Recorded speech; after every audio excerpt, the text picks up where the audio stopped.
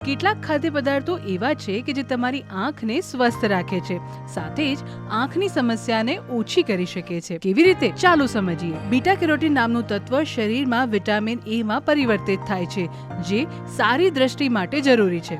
અને beta carotene તમને ગાજર, નારંગી જેવા લાલ અને નારંગી રંગના શાકભાજી અને ફળમાંથી મળે છે. સાથે જ જો તમે પાલક, બ્રોકોલી, કેપ્સિકમ જેવા વિટામિન એ થી ભરપૂર ખોરાક ખાશો તો તે પણ એટલા જ લાભદાયી છે. આ સાથે લ્યુટીન અને ઝિયોક્સિન જેવા પોષક તત્વો આંખને ઓક્સિડેટિવ સ્ટ્રેસથી સુરક્ષિત રાખે છે, જે મોતિયો થવાની સંભાવનાથી બચવામાં મદદરૂપ થઈ શકે છે. જેના માટે આપણે લીલા પાંદડાવાળા શાકભાજી, વટાણા, બ્રસેલ્સ સ્પ્રાઉટ્સ, બ્રોકોલી અને લેટીસ ખાવાના છે. આ સાથે જ એન્ટીઓક્સિડન્ટ અને વિટામિન સી અને ઈ થી ભરપૂર ખોરાક મોતિયા ઉપરાંત ઉંમર સંબંધિત આંખોની સમસ્યાને ધીમી કરી શકે છે. એન્ટીઓક્સિડન્ટ ખોરાક માટે આપણે પીળા રંગના, નારંગી રંગના, લાલ અને લીલા રંગના પાંદડાવાળા શાકભાજીઓ જરૂરથી ખાવાના છે.